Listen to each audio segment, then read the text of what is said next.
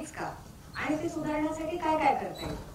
वास्तविकरित्या बुद्धिप्रमाणवादात नास्तिकतेच्या आधी आणि नंतर अनेक मुद्दे येतात, परंतु ते लक्षवेधी किंवा वादग्रस्त करण्यात येत नाहीत.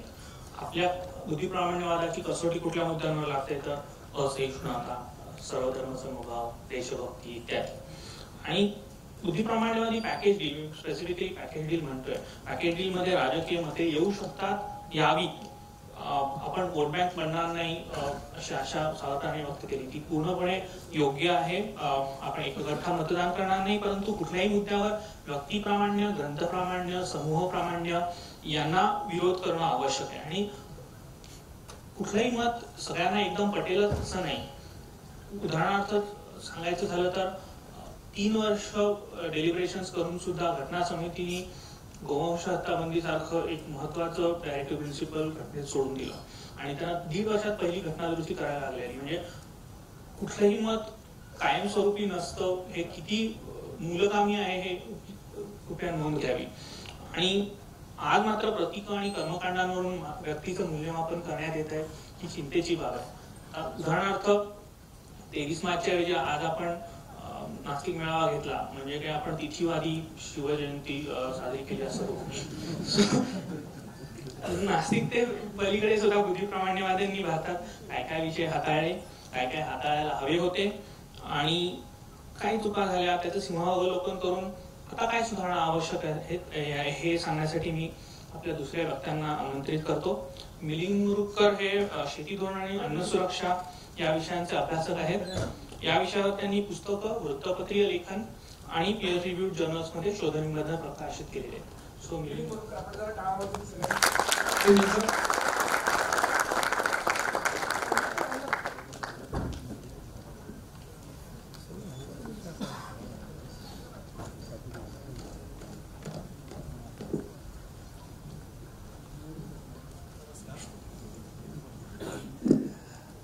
या नास्तिक परिषदांची सुरुवात ही डॉक्टर नरेंद्र दाभोलकरांच्या हत्येनंतर झाली स्वयंस्फूर्तीने. आणि साधारणपणे आपण असं मानतो की सनातनी वृत्तीच्या संघटनांकडून किंवा व्यक्तींकडून ही हत्या झाली असा आपला सर्वांचा समाज आहे. पण मला असं वाटतं की हे आकलन थोडंसं संकुचित आहे. बदललेल्या परिस्थितीमध्ये सनातनवादी लोकांना असं करण्याचे धैर्य होणं, यासाठी ही बदललेली परिस्थिती जर आपण नजरेआड केली तर आपलं आकलन चुकीचं ठरेल आणि आपल्याकडचे धोके आपण नीट ओळखू शकणार नाही. मला असं वाटतं की आपल्या पुढचा सर्वात मोठा स्वातंत्र्यवाद्यांपुढचा धोका हा समूहवादाचा आहे. आणि समूहवादाचं आव्हान आपण कसं पेलतो हा आपल्या समोरचा सर्वांचा एक काळजीचा विषय असला पाहिजे. नास्तिकता ही एक मोठी बंडखोरी आहे, अतिशय म्हणजे टोकाची अशी एक ती बंडखोरी आहे. 2 पातळ्यांवर ती बंडखोरी आहे. एक तर सामाजिक पातळीवर ती बंडखोरी आहे, कारण त्यामुळे या व्यवस्थेला हादरे बसले आणि बसतात. कारण देवाबरोबर ऑर्गनाइज्ड संघटित असा धर्म येतो. त्या धर्माच्या अनेक हितसंबंध असतात आणि त्याचं राजकारणाशी नातं असतं, त्याचं समाजकारणाशी नातं असतं. त्यामुळे तुम्ही जेव्हा देवाचं अस्तित्व नाकारता तेव्हा तुम्ही एक प्रचंड अशी क्रांतिकारी भूमिका आपण घेत असतो. ही एका पातळीवरची बंडखोरी असते.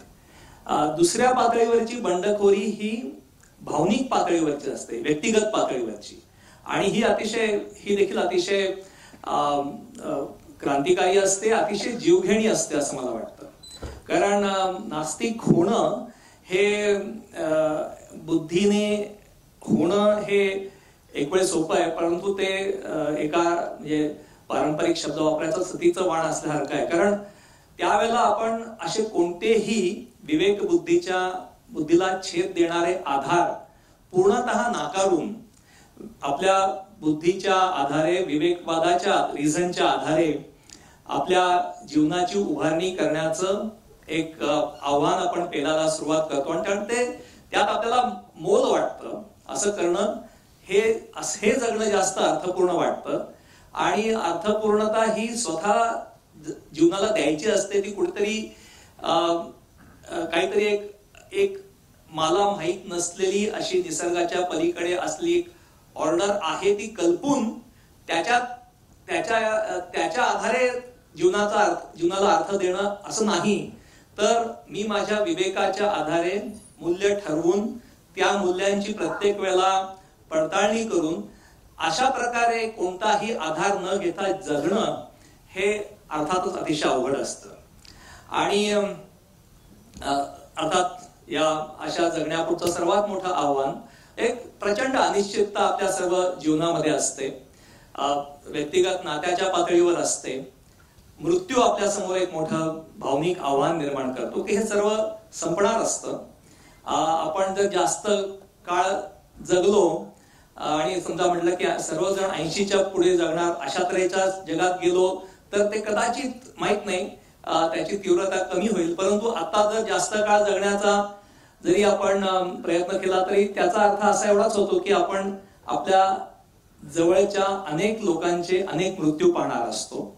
त्यामुळे मृत्यू ही सुद्धा आपल्याला एक कायम भावविश्वात एक गोष्ट असते आणि त्यामुळे देखील आपण विचलित होत असतो. अशा वेळेला कोणता तरी आधार शोधण्याकडे माणसाची प्रवृत्ती ती का असते हा खरंच चर्चेचा विषय होऊ शकतो.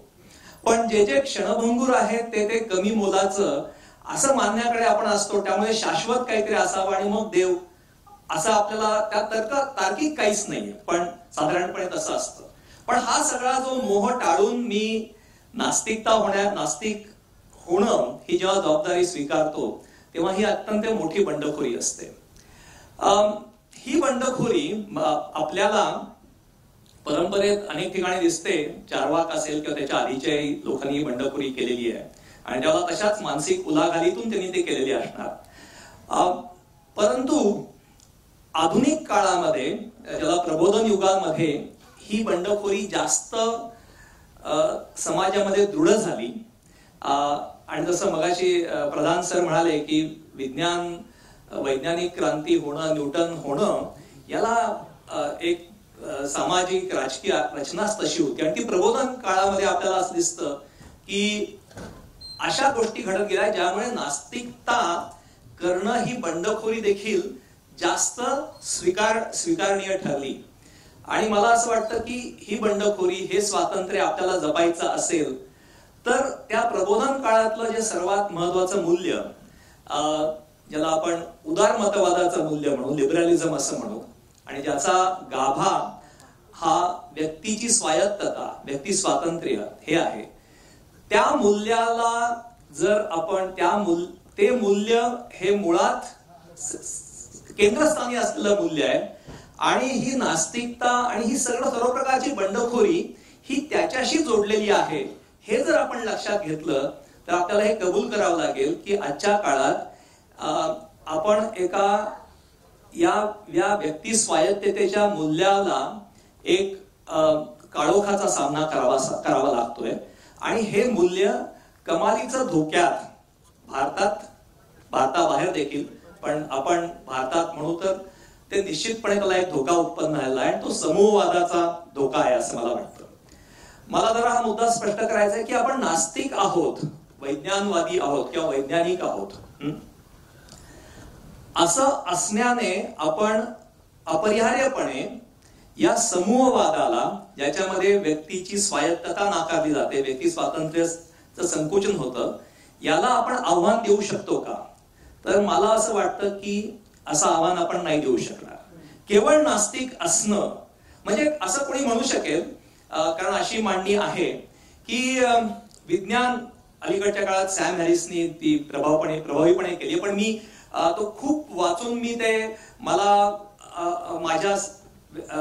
तो विचाराचा भाग नाही बनलेला, परंतु मला असं जाणवतं की आग्रहाने अशी मांडणी गेलेली आहे की विज्ञान मूल्य सुद्धा देतं आणि संबंध आधुनिक मूल्य जी आपल्याला प्राणप्रिय आहेत, व्यक्ती स्वातंत्र्याचं मूल्य त्यातल्या महत्वाचं, त्या मूल्याची उभारणी सर्व ध्येयवादी इहवादी शासन संस्था, इहवाद आणि व्यक्ती स्वातंत्र्य आणि ही सगळं सामाजिक समता, म्हणजे सर्व व्यक्ती म्हणून समान आहेत, त्यांना समान अधिकार आहेत, ही मूल्य देखील विज्ञानाने आपण निश्चित करू शकतो अशी मांडणी होते.